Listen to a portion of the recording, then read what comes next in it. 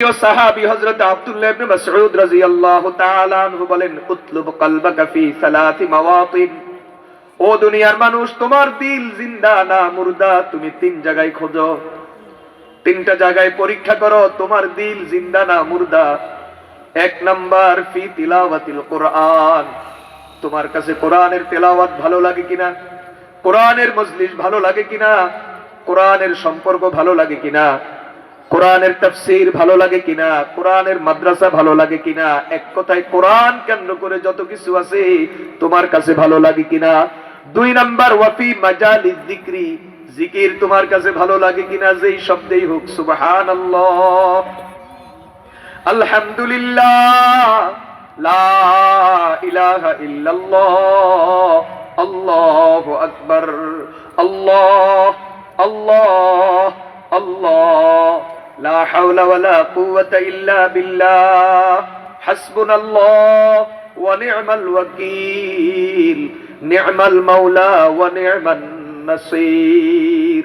যেই শব্দেই হোক, ছোট হোক বড় হোক, জিকির ভালো লাগে, জিকির করলে আত্মা প্রশান্ত হয়, জিকিরে মজা লাগে, তাহলে বুঝবা তোমার দিল জিন্দা, না হয় বুঝবা তোমার দিল মুর্দা। মুসলমান ভাইয়েরা আমার, আল্লাহর নাম জপতে যদি কেউ মজা পেয়ে যায়, দুনিয়ার কষ্ট তার কাছে কষ্ট লাগে না, দুনিয়ার মুসিবত তার কাছে মুসিবত মনে হয় না, দুনিয়ার মুসিবতের মধ্যেও কষ্টের মধ্যেও আল্লাহর নামের মজা যেই পায় সে হাসতে জানে। আমার আগের মেহমান বলছিলেন, খেয়াল আছে হযরত বেলাল হাবশী রাদিয়াল্লাহু তাআলা আনহু পিটায় মরুভূমির পাথর উপর দিয়া টানে, বালির উপর দিয়া টানে, উত্তপ্ত গরম। আমরা হজে গেছি জুতা পায়ে, এরপরেও গরমী পরিমাণ, পায়ের মধ্যে ফোসকা ফুটে যায়। আমাদের দেশে যারা মধ্যপ্রাচ্যে থাকে, মাথার গাম পায়ে ফেলে রোজগার করে, কত কষ্ট তাদের, চোখে না দেখলে বুঝবেন না। মধ্যপ্রাচ্যে গরম পড়তে পড়তে 58 ডিগ্রি পর্যন্ত গরম হয়, 58 ডিগ্রি।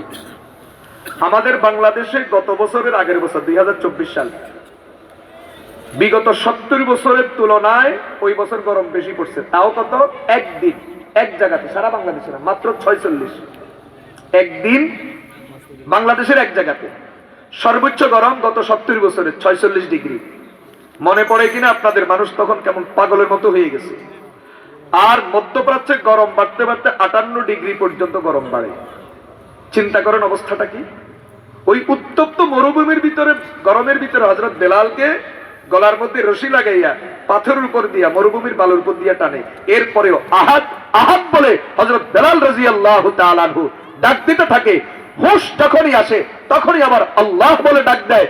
এরপরে পিটাইতে পিটাইতে, পিটা খাইতে খাইতে আবার হুশ হারায়। যখনই হুশ আসে, হুশ আসা মাত্র আল্লাহ বলে ডাক দেয়। এটাই হলো মজা। হযরত ইব্রাহিম আলাইহিস সালাতু ওয়াস সালাম যখন নমরুদ আগুনে ফেলছে, তো ইব্রাহিম আলাইহিস সালাতু ওয়াস সালাম আল্লাহকে বলতেছেন, ইয়া রাব্বি আনতা ওয়াহিদুন ফিস সামা ওয়া আনা ওয়াহিদুন ফিল আরজি। আসমানে আপনি, জমিনে আমি, এছাড়া আর কেউ নাই। আসমানে আপনি, এটা তো বুঝলাম, আসমানের মালিক আপনি, সারা দুনিয়ার মালিক আপনি, আসমানে একা আপনি, আপনার সাথে কোনো শরীক নাই। কিন্তু জমিনে আমি। হযরত ইব্রাহিম এটা বলে কি বুঝাইলেন? হযরত ইব্রাহিম বুঝাইলেন, এই জমিনে যদিও কোটি কোটি মানুষ আছে, আপনার নাম আমি ইব্রাহিম ছাড়া আর কেউ উচ্চারণ করে না। একমাত্র আপনার কথা আমি বলি, আপনার নাম আমার মুখে জপি। সারা দুনিয়ার কোটি কোটি মানুষ আছে, আপনি যাদেরকে রুটি রুজি পৌঁছান, 3 বেলা খাবারের ব্যবস্থা করেন, আলো বাতাস দেন, আপনার দেওয়া এই চাঁদের আলো, সূর্যের আলো তারাও ভোগ করে, আমিও ভোগ করি। আপনার দেওয়া সব নেয়ামত ভোগ করে, কিন্তু একটা বার আপনার নাম বলে না। একমাত্র আমি বলি। এই জন্য জমিনে আমি একজন, আসমানে আপনি একজন। ইব্রাহিম আলাইহিস সালাতু ওয়াস সালাম কি অবস্থা? জিবরিল এসে বলেন, ইব্রাহিম, সারা দুনিয়াতে তাওহীদের পক্ষে আপনি একজন। আজকে নমরুদ আপনাকে আগুনের মধ্যে ফেলছে, এত বড় জুলুম মেনে নেওয়া যায় না। ইব্রাহিম বলেন, আচ্ছা ভালো কথা, মেনে নিবা না তো কি করবা? জিবরিল বলে আমি আসছি আপনাকে সাহায্য করার জন্য। আপনি যদি বলেন এই যে আগুন নমরুদ আপনাকে জ্বালানোর জন্য ব্যবস্থা করলো, এই আগুন আমি নিয়ে নমরুদের মাথার উপরে ছেড়ে দিতে পারি। দুই দিক থেকে পাহাড় দিয়া চাপ দিলে নমরুদের গোষ্ঠী শেষ হয়ে যাবে। হযরত ইব্রাহিম আলাইহিস সালাতু ওয়াস সালাম জিবরিলের পক্ষ থেকে সাহায্যের প্রস্তাব পাইয়া সোজা জবাব দিলেন, আম্মা ইলাইকা ফালা, সাহায্য দরকার তবে তোমার সাহায্য নয়, তোমার সাহায্য নিব না। ওয়া আম্মা ইলাল্লাহি ফানাম, যদি সাহায্য উপরওয়ালা করেন তাহলে সাহায্য নিতে প্রস্তুত, তোমার সাহায্য নিব না। সাহায্য নিব তো নিব আমার বন্ধুর সাহায্য নিব, যেই বন্ধুর জন্য আমি আগুনে আসছি। জিবরিল বলেন যদি সাহায্য আমার থেকে না নেন, বুঝলাম আল্লাহর থেকে নিবেন, তাহলে আল্লাহকে বলেন আপনাকে সাহায্য করার জন্য। ইব্রাহিম আলাইহিস সালাতু ওয়াস সালাম বলেন আমি কেন তার কাছে বলতে হবে আমাকে সাহায্য করার জন্য? আমি তো চুরি করে ডাকাতি করে রাষ্ট্রীয় কোনো অন্যায় করে আগুনে আসি নাই, আমি তো আগুনে আসছি একমাত্র তার পক্ষে কথা বলার কারণে। আমার বিশ্বাস আমি সাহায্য চাওয়া লাগবে না, তিনি আমার জন্য সাহায্য পাঠাবে। এতেই মিসলে খলিলাত সে নশিনী, একি মিসলে খলিলাত সে নশিনী, একি আল্লাহু মস্তি খুদ গুজিনি, সুনায়ে তাহযীব হাজির কে गिरफ्तार, গোলামি সে বদতর है বেয়कीनी। ইব্রাহিম আলাইহিস সালাতু ওয়াস সালাম, সহিহ বুখারীর বর্ণনা, যখন ইব্রাহিম নমরুদের আগুনে যাইতেছেন তো বলতে শুরু করলেন হাসবি আল্লাহ, নমরুদ সারা দুনিয়াও যদি আমার বিরুদ্ধে লেগে যায় আমার জন্য একজন আছে, আর একজন যার জন্য হয়ে যায় তিনি তার জন্য সব কিছুর মোকাবেলায় যথেষ্ট হয়ে যায়। জিকির এমন এক জিনিস, আল্লাহ প্রেম এটা এমন এক জিনিস, এটা যদি কারো ভিতরে এসে যায় দুনিয়ার হাজারো মুসিবত হাজারো বিপদ সবকিছুই তার কাছে তুচ্ছ মনে হবে, এই বিপদের মধ্যেও সে মুখ খুলে হাসতে পারবে। হযরত আব্দুল্লাহ ইবনে মাসউদ রাদিয়াল্লাহু তাআলা আনহু বলেন তিনটা জিনিস দেখো, এক নাম্বার কোরআন ভালো লাগেনি, দুই নাম্বার জিকির ভালো লাগেনি, তিন নাম্বার ওয়াফি আওকাতিল খুলওয়া, যখন তুমি নির্জন থাকো একা থাকো দেখো তোমার আল্লাহর কথা মনে পড়েনি। কয় জায়গা? এক, কোরআন মজা লাগেনি, দুই, জিকির মজা লাগেনি, তিন, যখন তুমি একা থাকো তো আল্লাহর কথা মনে পড়েনি। যদি তিনটা জিনিস হয় তো শুকরিয়া আলহামদুলিল্লাহ, ওয়া ইল্লাম তাজিদুহু ফি হাযিহিল মাওয়াতিন, তিন জায়গায় যদি খুঁজে না পাও ফাসআলিল্লাহ আইয়ামুল্লাহু আলাইকা বিকলবিন, আল্লাহর কাছে কাঁদো, আল্লাহর কাছে দোয়া করো, আল্লাহর কাছে চাও আল্লাহ যেন তোমাকে একটা দিল দান করে, তোমাকে যেন একটা কলব দান করে। ফাইন্নাহু লাইসা লাকা বিকলবিন, কেননা তোমার কলব মরে গেছে, দিল মরে গেছে, তোমার দিল মুর্দা, অতএব আল্লাহর কাছে একটা জিন্দা দিল চেয়ে নাও। মুসলমান ভাইরা বন্ধুরা আমার ভালো করে বুঝেন, আমরা এখানে যারা আছি সবার মাশাআল্লাহ স্বাস্থ্য ভালো, চেহারা ভালো, জামা কাপড় সবাই সবার তৌফিক অনুযায়ী সামর্থ্য অনুযায়ী সুন্দর জামা গায়ে দিয়েছেন, সবাই সবার সামর্থ্য অনুযায়ী 2 তরকারি 3 তরকারি 5 তরকারি দিয়ে প্রতিদিন খানা খান, চিকন থেকে মোটা বিভিন্ন রকমের চাল খান।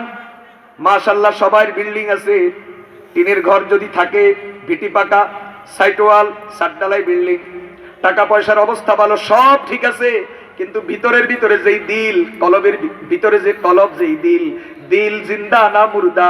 উপরে দিয়া দেখতে তো সব জিন্দা দেখা যায়, সব বেশভূষা সুন্দর দেখা যায়, জাকজমক দেখা যায়, দিলটা জিন্দা না মুর্দা? তিনটা জিনিস দিয়া পরীক্ষা করতে হবে। এই তিনটা জিনিস দিয়া যদি পরীক্ষা করা হয় তো দেখা যাবে আমরা সবাই মুর্দা দিলওয়ালা। কথা বলেন ঠিক কিনা? দিল জিন্দা না মুর্দা কয় জায়গায় পরীক্ষা করব? 1 নাম্বার কোরআন, 2 নাম্বার জিকির, 3 নাম্বার যখন একা থাকি আল্লাহর কথা মনে পড়ে কিনা। যদি হয় বুঝবেন দিল জিন্দা, না হয় বুঝবেন দিল মুর্দা। 2 নাম্বার চলেন, হযরত হাসান বসরি রাহমাতুল্লাহ আলাইহি এই আয়াতের ব্যাখ্যা বোঝার জন্য তার একটা বক্তব্য শোনাই। তিনি বলেন তাফাক্কাদুল হালাওয়াতা ফি সালাস, ঈমানের মজা 3 জায়গায় পরীক্ষা করো। তোমার ঈমান আছে না নাই? ঈমান জিন্দা না মুর্দা? আল্লাহর রহমতের দরজা তোমার জন্য খোলা না বন্ধ, 3 জায়গায় পরীক্ষা করো। হাসান বসরি যেই কথা দিয়া বক্তব্য শুরু করেছেন, ওই কথার শেষেই আছে ফাআলাম আন্না বাবাকা মুগলাকুন। 3টা জিনিস যদি না থাকে বুঝবা তোমার জন্য আল্লাহর রহমতের দরজা বন্ধ হয়ে গেছে। 3টা জিনিস যদি তোমার মধ্যে থাকে তাহলে বুঝবা তোমার জন্য আল্লাহর রহমতের দরজা খোলা আছে। 1 নাম্বার ফিস সালাত, নামাজ আছে কিনা দেখো। 2 নাম্বার ফিল কোরআন, কোরআন আছে কিনা দেখো। 3 নাম্বার ওয়া ফিজ জিকরি, জিকির আছে কিনা দেখো। 1 নাম্বার নামাজ আসেনি, 2 নাম্বার কোরআন আসেনি, 3 নাম্বার জিকির আসেনি। নামাজ ভালো লাগেনি, কোরআন ভালো লাগেনি, জিকির ভালো লাগেনি। 3টা জিনিস যদি ভালো লাগে ফামজু ওয়া আবশিরু, চলতে থাকো, আল্লাহর পক্ষ থেকে রহমতের সুসংবাদ গ্রহণ করতে থাকো।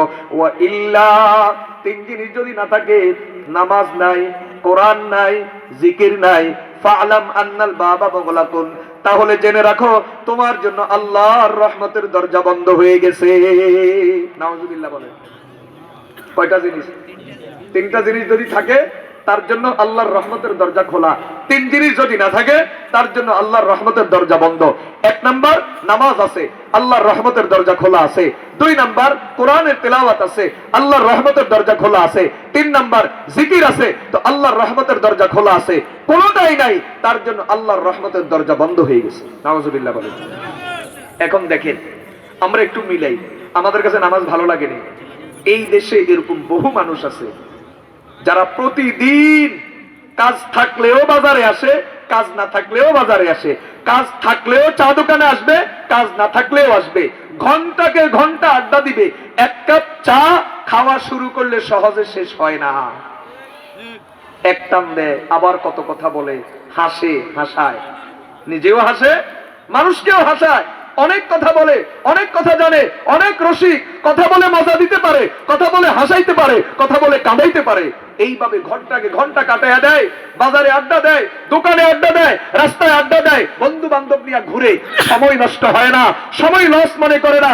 কিন্তু সপ্তাহে 1 দিন, জুমার দিন যদি মসজিদে যায়, আগেও সুন্নত নাই, পরেও সুন্নত নাই, জুমার দিনের ফজরও নাই, জুমার দিনের আসরও নাই, দ্বিপ্রহরে যায় তাও সুন্নত নাই, মাত্র 2 রাকাত পড়তে যায়, মাথায় টুপি নাই, বারবার ঘড়ির দিকে তাকায়। হুজুরের ওয়াজ কোনো লম্বা হয়নি, খুতবা কোনো লম্বা হয়নি, মুনাজাত কোনো লম্বা হয়নি। কথা বলেন ঠিক তবে ঠিক।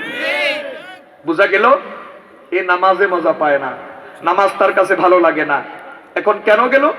শনিবারে নামাজ নাই, রবিবারে নাই, সোমবারে নাই, মঙ্গলবারে নাই, বুধবারে নাই, বৃহস্পতিবারে নাই, ফজর নাই, জোহর নাই, আসর নাই, মাগরিব নাই, এশা নাই, জুমার দিনের ফজর নাই, আসর নাই, আগের সুন্নত নাই, পরের সুন্নত নাই, মাঝখানে মাত্র 2 রাকাত পড়তে গেছে। কেন?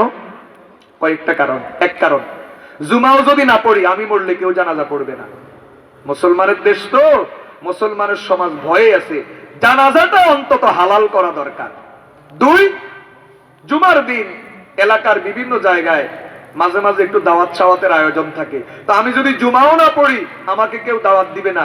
আর দাওয়াতে গেলে অন্তত 800 টাকা 1000 টাকার কেজির মজার করে গরুর গোশত খাওয়া যায়, গরুর গোশত খাইতে হবে। 3 নাম্বার, শুক্রবারে জুমার দিন নামাজের পরে একটু জিলাপি টিলাপিও তো বিতরণ হয়।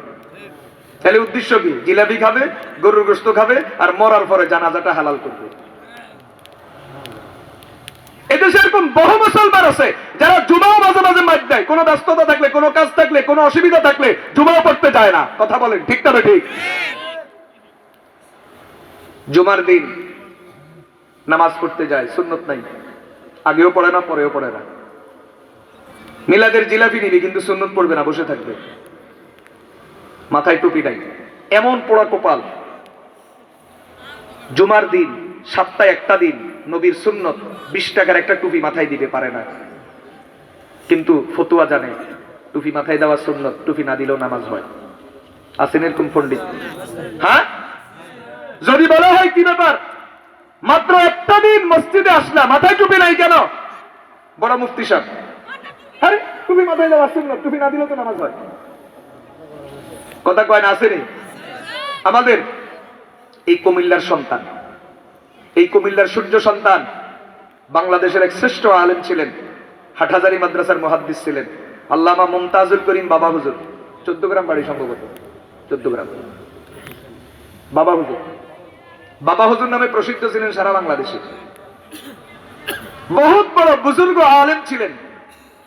আপনারা কুমিল্লার মানুষ যেই সকল সূর্য সন্তানকে নিয়ে গৌরব করা দরকার তার মধ্যে উনি একজন। আর এখন তো এমন একজন সন্তান আপনাদের মাঝে আছে যাকে নিয়ে শুধু কুমিল্লা নয় সারা বাংলাদেশ গৌরব করা উচিত। জাতীয় মসজিদের জাতীয় খতিব, খতিব তো অনেক হয়েছে, যার ইলমের স্বীকৃতি, যার কোরআন হাদিসের পাণ্ডিত্যের স্বীকৃতি শুধু বাংলাদেশ নয় পুরো এশিয়া মহাদেশে এবং আরব বিশ্বের ওলামায়ে কেরামত দেয়। আপনারা জানেন কিনা আল্লাহ ভালো জানেন। এই জন্য আমি মাঝে মাঝে মজা করি, কি বলি জানেননি? কি বলি জানেননি? মজা করি কি বলি জানেননি? কুমিল্লাতে আসলে বলি, অন্য জায়গায় বলি না, অন্য জায়গায় বললে তো বুঝবে না। আমি মাঝে মাঝে মজা করি বলি যে কুমিল্লাকে যদি বিভাগ ঘোষণা নাও করে সরকারে, কুমিল্লার কিচ্ছু যায় আসে না। কারণ কুমিল্লা এমন কিছু সূর্য সন্তান জন্ম দিছে যারা সারা বাংলাদেশ কিয়ামত পর্যন্ত চেষ্টা করলেও পারবে না। কেতরা বালা বুঝছে, মাশাআল্লাহ। কথা বুঝেন নাই? কুমিল্লাতে এমন কিছু সূর্য সন্তানের জন্ম হয়েছে, কথার কথা যদি কুমিল্লার বিভাগের দাবি যদি পূরণ না হয়, বিভাগ যদি না দেয়, কুমিল্লার কিচ্ছু যায় আসে না।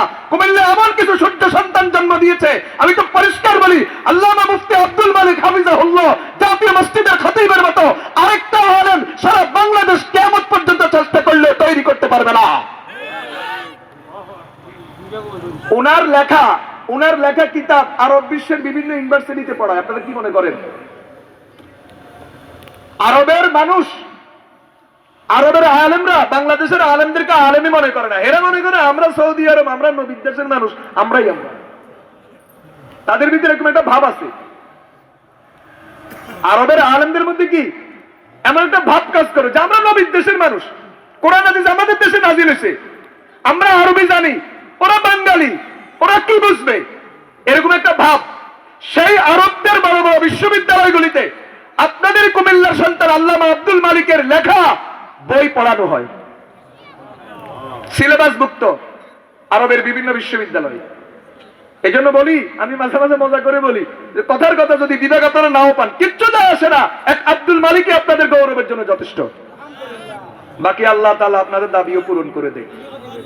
আপনাদেরকে দিলে আমার কোনো ক্ষতি আছে না। বাকি আপনারা আঙ্গ কত কইয়েন বলে আঙ্গ হেবার রামনের ওহান মজার কথা বললাম আর কি। মুসলমান ভাইয়েরা, বন্ধুরা আমার,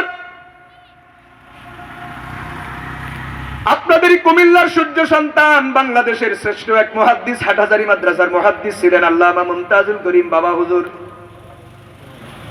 তোমরা যারা মনে করো টুপি মাথায় দেওয়া সুন্নতে না, টুপি মাথায় না দিলেও তো নামাজ হয়, এই জন্য এমন পোড়া কোপাইল্লা সারা সপ্তাহ তো টুপি মাথায় দাও না, জুমার দিন মসজিদে আসতেও টুপি মাথায় দাও না, এরকম কিছু মুসল্লি প্রত্যেক মসজিদে দেখা যায়নি জুমার দিনও মাথায় টুপি নাই, ঈদের মাঠেও দেখা যায়। তার মানে বছরে একদিনও হাতে টুপি মাথায় দিতে রাজি না, না জানি হাতারে কেউ মৌলবাদ কয়নি, কথা কয় না। আমার মেম্বার সাহেবের চুলের কাঠি নষ্ট হয়েছিল। মুসলমান ভাইয়েরা আমার, বছরে একটা দিন টুপি মাথায় দিতে পারো না, মাসে একটা দিন টুপি মাথায় দিতে পারো না, সপ্তাহে একটা দিন টুপি মাথায় দিতে পারো না, কিন্তু ফতোয়া জানে টুপি মাথায় দেওয়া সুন্নাত, টুপি মাথায় না দিলেও নামাজ হয়।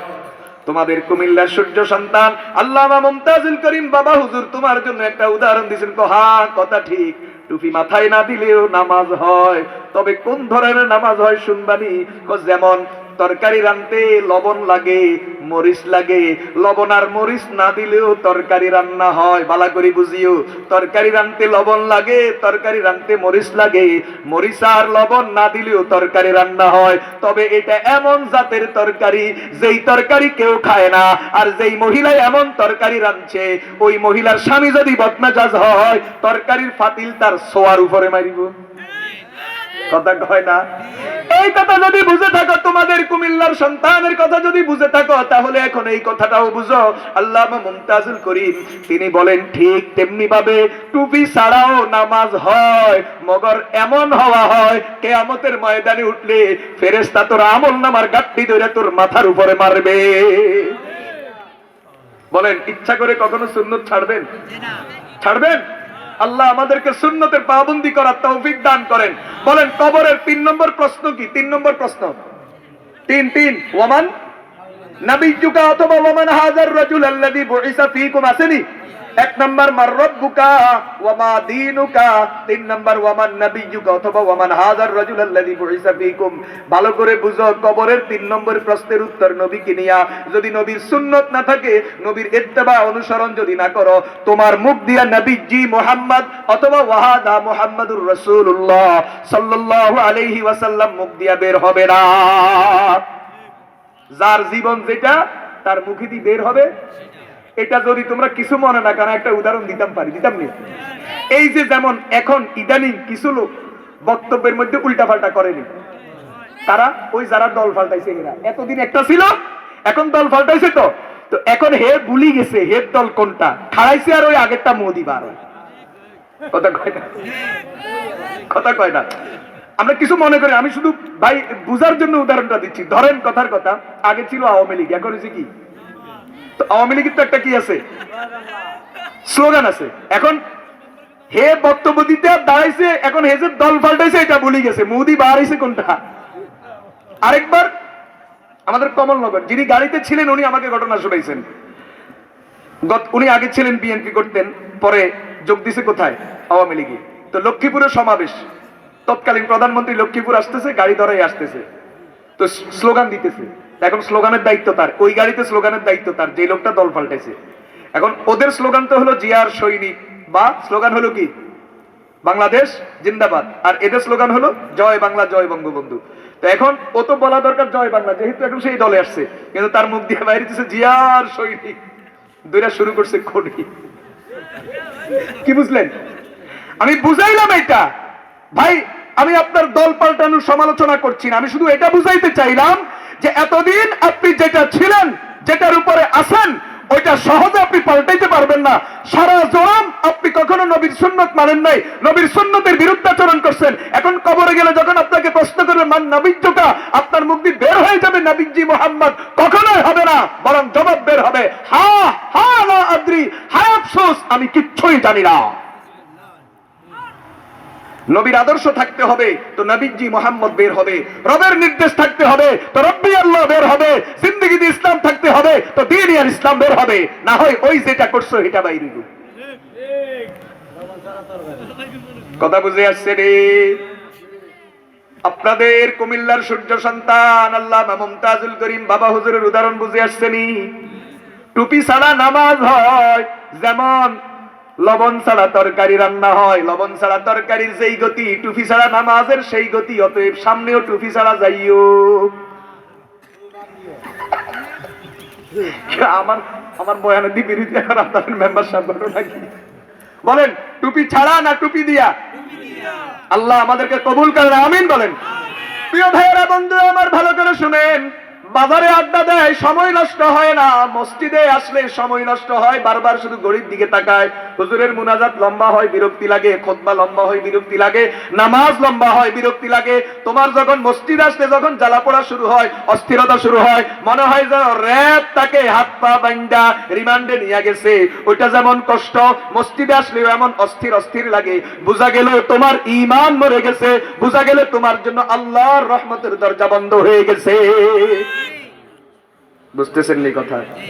ভাইরে দুঃখের কথা বলি, একটা সময় মুসলমানের ঘর ছিল মসজিদের নমুনা। ঘরে যেমন নামাজ, মসজিদে যেমন নামাজ হয়, ঘরেও কি হয়? মসজিদে তেলাওয়াত, ঘরেও তেলাওয়াত, মসজিদে জিকির, ঘরে জিকির। এক রুমে শাশুড়ি, এক রুমে বৌমা, এক রুমে মা, এক রুমে মেয়ে, এক রুমে বাবা, এক রুমে ছেলে, রুমে রুমে নামাজ। আমার নবীজি বলেন ইজালু মিন সালাতিকুম ফি বুয়ুতিকুম, ও আমার উম্মত তোমরা কিছু নামাজ ঘরের মধ্যে পড়ো, ফা ইন্নাল্লাহা জাইলুন মিন সালাতিকুম ফি বুয়ুতিকুম খায়রা, কেননা তোমাদের নামাজের মাধ্যমে ঘরে বরকত নাজিল হবে। অর্থাৎ ফরজ নামাজ মসজিদে, নফল নামাজ ঘরে। পুরুষরা নামাজ পড়বে মসজিদে, মহিলারা পড়বে ঘরে। ঘরে নামাজ পড়ার দ্বারা আল্লাহর রহমত নাজিল হয়। তো একটা সময় ঘর ছিল মসজিদের নমুনা, মসজিদে যেমন নামাজ, ঘরেও নামাজ। এখন হলো উল্টা, এখন মুসলমানের ঘর সিনেমা হলের নমুনা। প্রত্যেক রুম থেকে যার কাছে মোবাইল আছে প্রত্যেকের রুমে লম্বা হইয়া শুইয়া শুইয়া মোবাইল চালাইতে থাকে আর গান বাজনা শুনতে থাকে। কথা বলেন ঠিক তবে ঠিক? এই জন্য এখন কি নেই? শান্তি নাই, শান্তি উঠে গেছে। প্রিয় ভাইয়েরা, বন্ধুরা আমার, একটা হাদিস শোনাই, একটু ব্যাখ্যা দিব, দেখবেন সময় মোটামুটি পুরায়া যাবে। সহিহ বুখারীর বর্ণনা, قال النبي صلى الله عليه وسلم يخرب الكعبة ذو السويقتين من الحبشة। আল্লাহর নবী বলেন, ইথিওপিয়া, যেটাকে হাদিসের ভাষায় হাবশা বলা হলো, মক্কায়ে মুকাররমা থেকে প্রায় 5000 কিলোমিটারের দূরত্ব। আল্লাহর নবী বলেন, ওখান থেকে একজন মানুষ আসবে, মাত্র একজন মানুষ এসে বাইতুল্লাহ কাবা ঘরটাকে পিটাইয়া পিটাইয়া ভেঙ্গে দিবে এবং কাবা ঘরের নিচে যে সম্পদ আছে সব লুটপাট করে নিয়ে যাবে। কয়জন মানুষ? খেয়াল করছেন এই হাদিস? কিয়ামতের আগে মাত্র একজন মানুষ আসবে, একজন এসে পিটাইয়া পিটাইয়া কাবা ঘরকে কি করে দিবে? তার কোনো সহযোগী লাগবে না, সে একলাই পিটাইয়া ভেঙ্গে দিবে এবং কাবা ঘরের নিচে যে সম্পদ আছে সব লুটপাট করে নিয়ে যাবে। এই ঘরটা বাঁচানোর জন্য একজন মানুষও আসবে না, আর আল্লাহ তাআলা এই ঘরটা বাঁচানোর জন্য আবাবিল পাঠাবে না। হাদিস বুঝছেননি? আচ্ছা, হাদিস যদি বুঝেন একটু সামনে চলেন। অথচ নবী করিম সাল্লাল্লাহু আলাইহি ওয়াসাল্লামের জন্মের 50 দিন আগে ইয়ামানের বাদশা আব্রাহা, কে? আব্রাহা। ইয়ামান থেকে মক্কার দূরত্ব 1100 কিলোমিটার। ইয়ামানের বাদশা আব্রাহা 1100 কিলোমিটার পাড়ি দিয়ে আসছে 60,000 সৈন্য নিয়ে, 60,000 হাতি নিয়ে। কত হাজার? 60,000 সৈন্য, 60,000 হাতি নিয়ে আসলো কাবা ঘরকে ধ্বংস করার জন্য। বলেন, কাবা ঘর ধ্বংস করতে পারছেনি? আব্রাহার 60,000 সৈন্য শেষ, 60,000 হাতি শেষ, আল্লাহর ঘর রয়ে গেল। তাহলে এখন প্রশ্ন দাঁড়ায় কিনা, কিয়ামতের আগে মাত্র একজন মানুষ এসে কাবা ঘরকে ভেঙ্গে দিবে, গুড়িয়ে দিবে, সব লুটপাট করে নিয়ে যাবে। অথচ আব্রাহা 60,000 সৈন্য নিয়ে আসলো, 60,000 হাতি নিয়ে আসলো কাবা ঘর ধ্বংস করার জন্য। কাবার কিচ্ছু করতে পারে নাই, উল্টা আব্রাহার বাহিনী ধ্বংস হলো, কাবা এখনো রয়ে গেল। তাহলে বলেন ঘটনাটা কি? এত ব্যস্তম কেন? এটা বুঝবার আগে এই বিষয়ে সংক্ষেপে 2-4 মিনিট আমরা একটু কথা শুনি। আব্রাহা যখন কাবা ধ্বংস করতে আসছে, তখন কাবার মুতাওয়াল্লি ছিলেন নবীজির দাদা হযরত আব্দুল মুত্তালিব। আব্রাহা এসে তাবু গাড়ছে মক্কা থেকে, অর্থাৎ বাইতুল্লাহ থেকে 12 কিলোমিটার দূরে, ওয়াদিয়ে মুহাসসার বলে হাদিসের ভাষায়, ওই জায়গাতে তাবু গাড়ছে। 600 মিটার পাশ, 2 কিলোমিটার লম্বা। এই এলাকাতে 60,000 সৈন্য নিয়ে এসে অবস্থান করতেছে। ওখান থেকে সে মক্কাতে আক্রমণ করবে। তো আয়েশা দেখে আরবের মাঠে মাঠে অনেক বকরি উট চড়তেছে।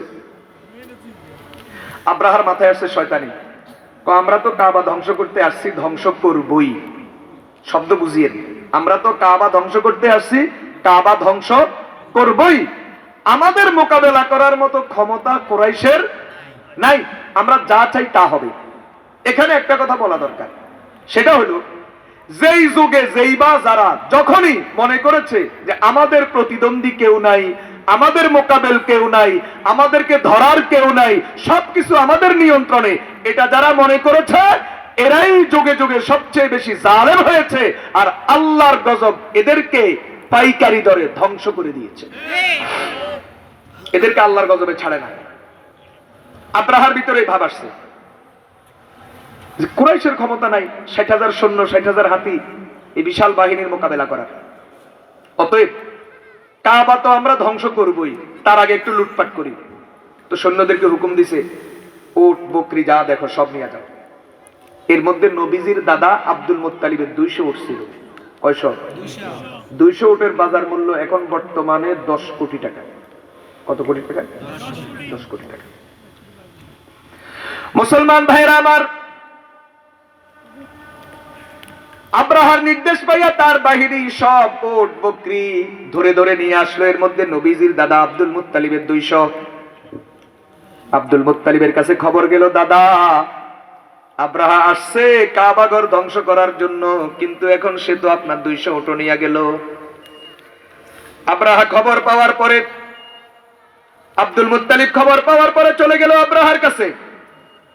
আব্রাহার কাছে যাওয়ার পরে আব্রাহাকে বলতেছে, আব্রাহা, আমি খবর পাইছি তুমি নাকি আমার 200 উট নিয়ে গেছো, আমারে আমার উটগুলা ফেরত দাও। আব্দুল মুত্তালিব এই কথা বলার পরে আব্রাহা বলে, আব্দুল মুত্তালিব, আপনি জানেননি আমি কেন আসছি?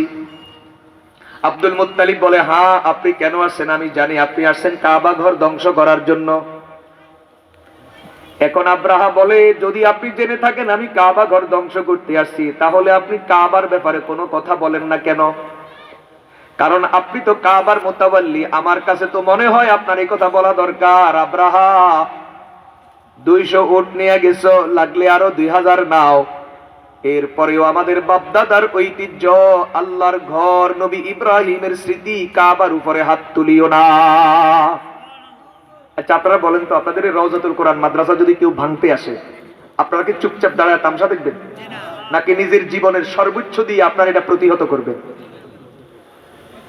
আব্রাহা বলে, আব্দুল মুত্তালিব আমার যুক্তি বলে তোমার এই কথা বলা দরকার। আব্রাহা, 200 উট নিয়ে গেছো, লাগলে আরো 2000 নাও। এরপরেও আল্লাহর ঘরের উপর হাত তুলিও না, আল্লাহর ঘরটাকে ছেড়ে দাও। কিন্তু আমি অবাক হলাম, তুমি আল্লাহর ঘরের ব্যাপারে, কাবার ব্যাপারে কিছুই বলো না, তুমি এসে তোমার উটের দাবি করো। কি সুন্দর যুক্তির কথা। আব্দুল মুত্তালিব বলে, আব্রাহা, তোমার কথা বড় সুন্দর, তোমার কথার যুক্তি আছে, কিন্তু তোমার কথা এক জায়গাতে ভুল আছে। তুমি মনে করছিলে আমি কাবার মালিক। না, আমি কাবার মালিক না, আমি কাবার খাদেম। ভালো করে শোনো, তুমি মনে করছিলে আমি মালিক, আমি মালিক নই, আমি খাদেম।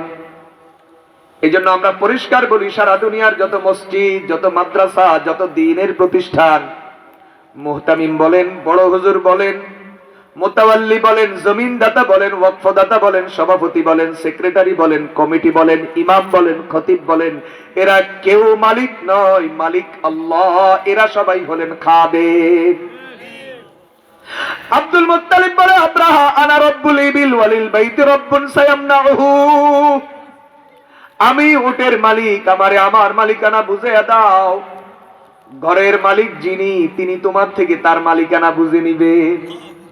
আনা রব্বুল ইবিল ওয়ালিল বাইতি রব্বুন সায়ামনাহু।